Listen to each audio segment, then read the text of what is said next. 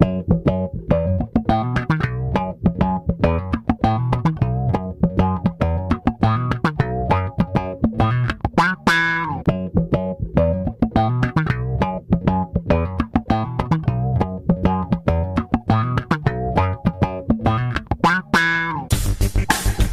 evening, sir. I'm Michelle Pacon. I am a student nurse. So today I'm going to examine your mouth and oropharynx.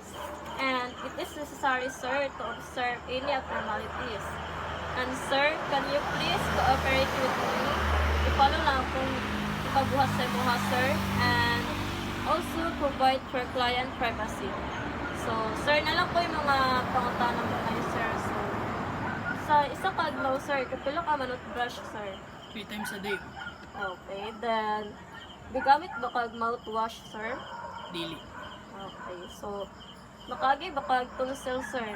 Wala po. Sa tincture. Yes na po. So, now I'm going to position the clients comfortably seated if possible. So, sir, tarong tayo ko, sir, ha? Anong comfortable ka, sir? Comfortable ka, sir. Then, next is, inspect the outer lips for symmetry of contour, color, and pictures. So, sir, akong inspect imong lips, sir, if nabay mga hiwi ba na imong lips, or nag-dry ba na, or luspat ba na, but ang nakita, sir, is okay ra siya, sir. So, next is, inspect and palpate the inner lips and buccal mucosa for color, moisture, textures, and the presence of lesions. So, sir, ako yan na imong answer, ha.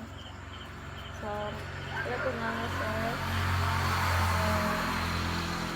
Wala man po ako naamahan, sir. So, next, inspect the teeth and gums while examining the inner lips and buccal mucosa.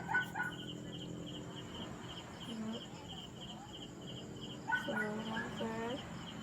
Okay. So, next is inspect the dentures. Since na kay denture, sir, is i-blend lang nato perme, sir, ha. Ikuan lang nato para dili mo kalat yung para dili magagat. Next is inspect the teeth and gums while examining the inner lips and buccal mucosa.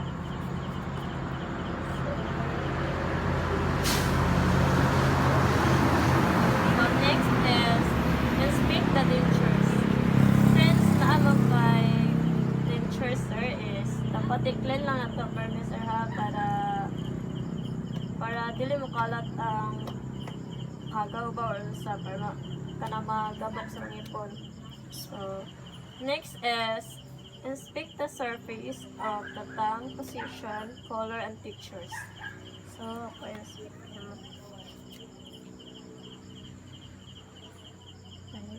So, next is inspect the tongue movement. So, ato ano mong takilad sa paan sa tika, sir. So next is inspect the base of the tongue, the mouth floor, and the frenulum.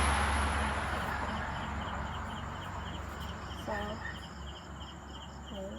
okay, so next is palpate the tongue and the floor of the mouth. So, itong yan, sir.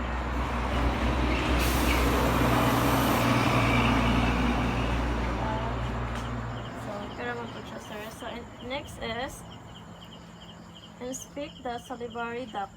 So that's a picture. Yan na ito, sir.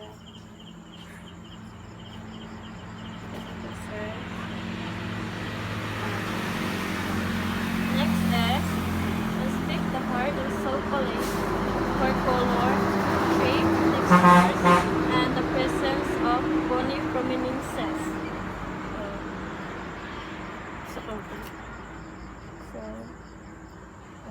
So next is inspect the viola for position and mobility while examining the palates. So, next